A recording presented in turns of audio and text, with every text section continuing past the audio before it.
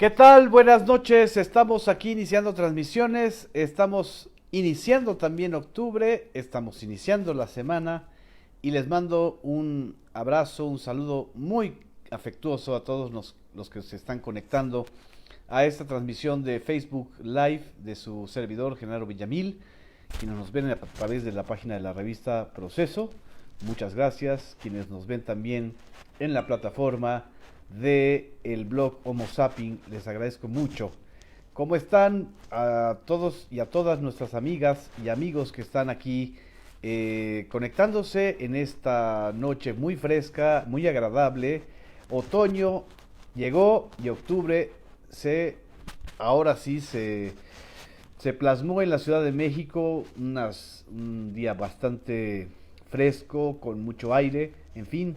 Pero no vamos a hablar del clima porque no estamos en el 3 de octubre del 68, cuando los informadores preferían hablar del clima que hablar de la matanza en Tlatelolco.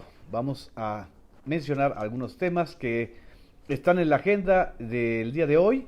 Mañana, que son los 50 años de la matanza de Tlatelolco, y que van a haber muchas celebraciones y una marcha que partirá de la Plaza de las Tres Culturas al Zócalo.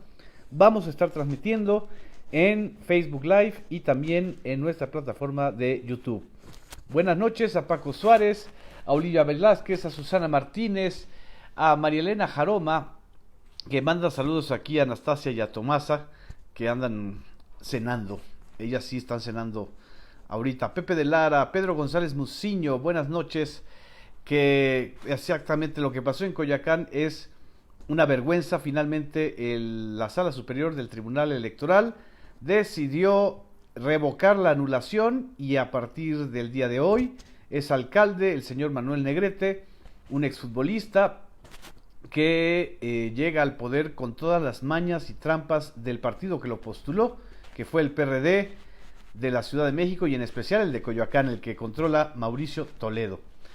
Vaya que van a ver varios futbolistas en puestos de gobierno. El día de hoy también Cuauhtémoc Blanco tomó posesión disfrazado de militar. Algunos dicen que es el candidato Televisa o el gobernador Televisa, que a ver cómo le hace para gobernar Morelos, este personaje tan polémico como es Cuauhtémoc Blanco, y que vaya que tiene una herencia terrible y le falta mucho equipo. Muchas gracias a quienes nos están mandando comentarios también.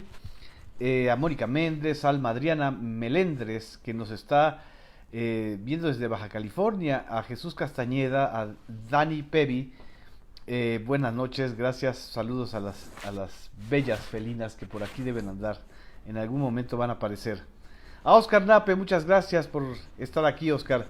A Norma Angélica Mariscal, buenas noches. A José Torres, que también nos está recordando la matanza del día de mañana. A Gabriela Arzamendi, a Marta Betancourt, a Hugo González Enríquez desde Guadalajara. Estamos haciendo un poquito de tiempo mientras están sumando varios amigos, colaboradores, compañeros. A Mateo Peraza, a Tijan Di desde Tijuana, a Giovanni Pajarito, a Kilian Yuen, que siempre está desde el principio con nosotros en los primeros minutos de la transmisión, a Norma Bringas desde Cancún, a Julio César Sánchez, que nos ve desde Tijuana. Tenemos muchos amigos y amigas desde Tijuana. Oscar Javier, que nos ve desde Pachuca, exactamente. Y Beirda Luisa y Silvia Lira, que pues me dice que no va a poder asistir el día de mañana, pero van a haber muchas conmemoraciones. La mejor conmemoración desde mi punto de vista es leer algunos de los varios libros que están circulando y que se están reeditando en torno a los sucesos del 68. No solamente la matanza, sino todo el complejo y lo importante que fue el movimiento estudiantil, y que ya lo hemos comentado en otras ocasiones. Ayotzinapa es el 2 de octubre de Enrique Peña Nieto. Esa es una pregunta que me surge después de ver la información que está saliendo alrededor del caso de Ayotzinapa. Miren, yo creo que evidentemente Enrique Peña Nieto. No hay un solo indicio que diga que él mandó a secuestrar, a desaparecer a estos jóvenes estudiantes de Ayotzinapa. No hay un solo indicio. A diferencia de lo que sí hay de muchos indicios y testimonios de que Gustavo Díaz Ordaz estaba informado de la operación del batallón Olimpia desde el Estado Mayor Presidencial para simular un enfrentamiento en Tlatelolco y arrancarle la vida a más de 300 personas esa noche trágica. Pero, después del 2 de octubre, haber tenido la insensibilidad, como la ha tenido el gobierno de Enrique Peña Nieto, de primero minimizar el caso, tratándolo de reducir a un ámbito local. Dos, imponer una verdad histórica que ni los padres, ni los abogados, ni los habitantes de Iguala, y mucho menos los normalistas de Ayotzinapa han aceptado. Esa verdad histórica que además se ha ido cayendo a pedazos durante todo el sexenio. Esa verdad histórica que todavía hace unas semanas Enrique Peña Nieto la repitió en su spot del sexto y último informe de gobierno, diciendo que los muchachos habían sido incinerados. Porque tampoco existen evidencias sólidas, mucho menos después de que hay un tribunal que ya acreditó que varios de los testimonios con los que se armó la verdad histórica de Ayotzinapa fueron sacados bajo tortura. Me dice que Anabel Hernández afirma que sí lo supo Peña. No hay evidencias, pero de lo que sí hay una evidencia clara es de la torpeza, de la insensibilidad, de la verdadera saña con que el gobierno federal de Enrique Peña Nieto minimizó, obstaculizó y protegió a quienes sí podían estar involucrados en el caso de Ayotzinapa o en el caso de la noche de Iguala, como queramos mencionarla. Lo de Ayotzinapa, como dice Nadia Cerez, no solamente es una burla, es una muestra de absoluta falta de empatía y de sensibilidad, no solamente con los de Ayotzinapa, sino con todos los familiares de miles de personas desaparecidas en este país. Por eso Ayotzinapa se vuelve tan importante. Y cada quien ahorita está sacando su verdad, sus verdades históricas o sus verdades histéricas. El señor Miguel Ángel Osorio Chong, que fue el secretario de Gobernachón durante los sucesos trágicos de Ayotzinapa, ahora como senador, está queriendo revivir la tesis de que todo se debió a un conflicto del narco local de Guerrero, protegidos por el exgobernador Ángel Aguirre. Exgobernador que fue priista, que fue peñista, que aunque haya llegado por el PRD, pues él apoyó siempre al gobierno de Enrique Peña Nieto hasta que ocurrieron los sucesos de Ayotzinapa. Yo estoy mencionando esto porque el sábado pasado, el 29 de septiembre, el exgobernador de Guerrero, que no es ninguna perita en dulce, publica un artículo en el periódico Milenio en donde le responde a Osorio Chong, nada más y nada menos. Sale a defenderse diciendo: no encontraron ningún indicio que me vinculara, no lo sé por qué me querían vincular. Pero el texto, que es largo y que vale la pena leer porque se está comenzando a ver el fin de la omertá, es decir, el fin del pacto de silencio entre los implicados en este caso tremendo que ha sido Ayotzinapa. Ya empezó a salir las versiones y las preguntas incómodas. Algunas de las preguntas incómodas que en este texto de Ángel Aguirre se hace tienen que ver con el ejército. Por ejemplo, dice: ¿cómo se explica que habiendo un batallón del ejército, un destacamento de la Policía Federal y una subdelegación de la PGR en Iguala no se tuviera información de lo que sucedió en aquella noche trágica? El CISEN, que depende de la Secretaría de Gobernación, es decir, del entonces secretario Osorio Chong, y presume contar con los mejores órganos e instrumentos de inteligencia como el mal utilizado sistema Pegasus, tampoco generó un registro a detalle de la magnitud del problema. Por lo que a mí concierne, notifiqué de inmediato la información que disponía al general Martín Cordero Luqueño. Estás mencionando claramente a un general, quien fungía como comandante de la región militar con sede en Acapulco, lo mismo que el entonces subsecretario de Gobernación Luis Enrique Miranda Nava, quien atendía los asuntos políticos de las entidades federativas. Y sigue Ángel Aguirre revelando datos y detalles. ¿Por qué el señor José Miguel Espinosa Pérez, en su carácter de secretario técnico y delegado del CISEN, se negó a entregarnos copias de las actas que se levantaron con motivo de las mencionadas sesiones cuando le fueron solicitadas? Porque hasta ahora el exsecretario de Gobernación y el fiscal especial para el caso Iguala han dicho que no hubo elementos para proceder en mi contra. No lo sé. Por último, quiero celebrar el anuncio del presidente electo López Obrador para crear la Comisión Investigadora para la Verdad y la Justicia, dado que ese organismo tendrá la encomienda de aclarar en forma fehaciente el paradero de los estudiantes y de resolver las inconsistencias detectadas en la investigación. Dice, entre otras cosas, Ángel Aguirre. Este fin de la omertá no solamente está sucediendo con el caso de Ayotzinapa, va a suceder con otros espacios y con otros elementos del poder que fueron muy mal manejados durante el sexenio de Enrique Peña Nieto. Hoy, la soledad del habitante de Los Pinos es cada vez mayor. Justo el día en que se anuncia formalmente la culminación de las negociaciones del Tratado de Libre Comercio de América del Norte, que ahora tendrá un nombre, un acrónimo bastante raro, que suena a USMA, o a Chusma, o a no sé cómo. Es un invento del señor Trump para llamarlo a su manera.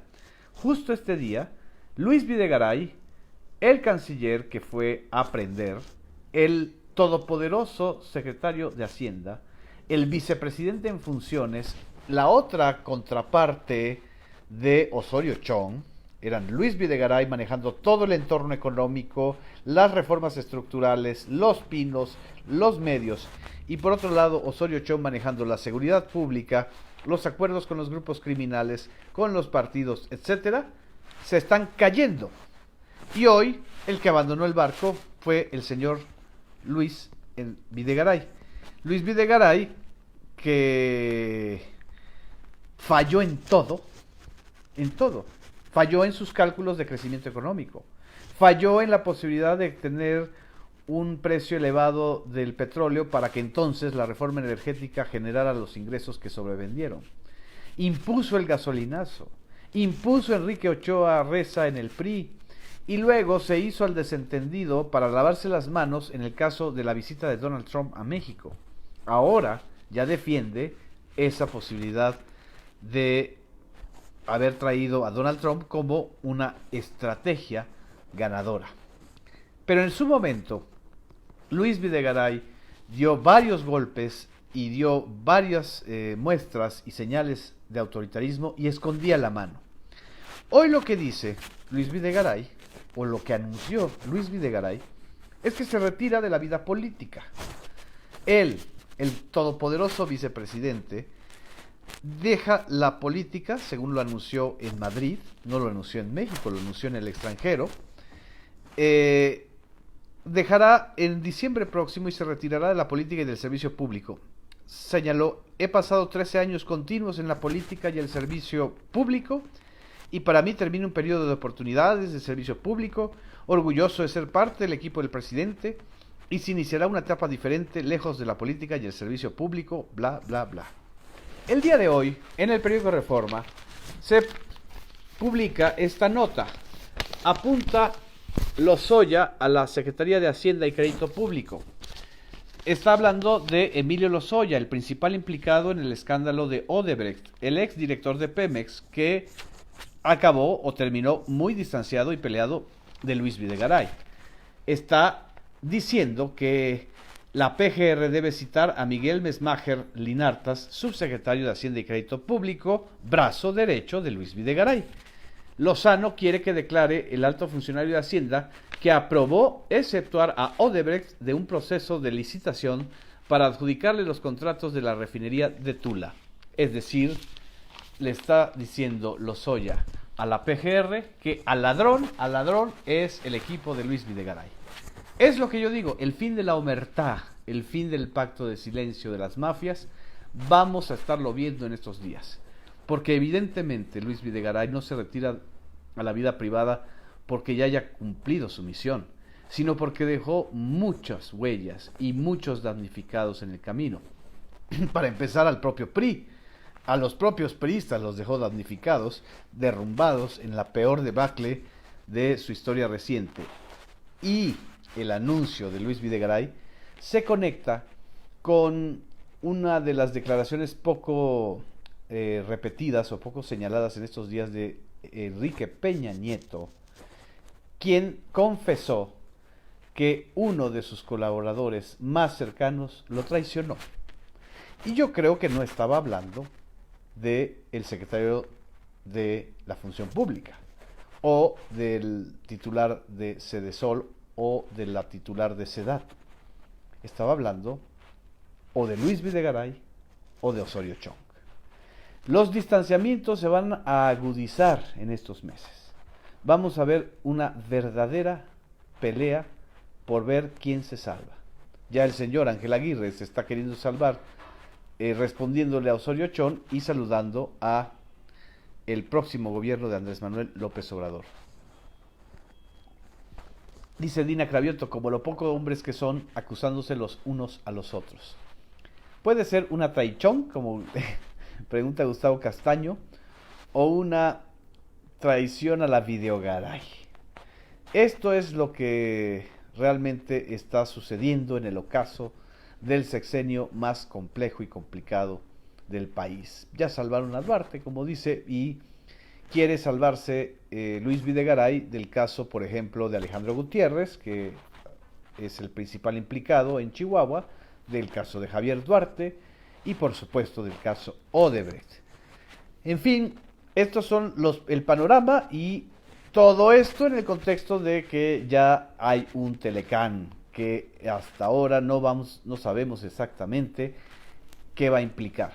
Lo único que sí el equipo de Andrés Manuel López Obrador el día de hoy, a través de Marcelo Ebrard y de Jesús Seade y de Graciela Márquez, secretaria de Economía, negociador del equipo de Andrés Manuel López Obrador, y canciller, el señor Marcelo Ebrard, dijeron es que se había logrado, entre otras cosas, defender el capítulo de excepcionalidad cultural en el Telecán.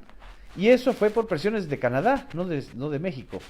Canadá digamos que se plegó a varias de las propuestas o de los acuerdos que se hicieron entre México y Estados Unidos en la negociación que culminó hace un mes, pero que era necesario hacerla para que el acuerdo fuera trilateral.